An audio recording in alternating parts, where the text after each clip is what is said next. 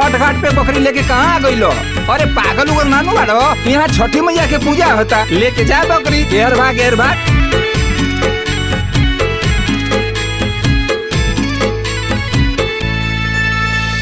माई महतारी हो सुनीला गोहार हो, कठिन बरतिया उठैली तोहार।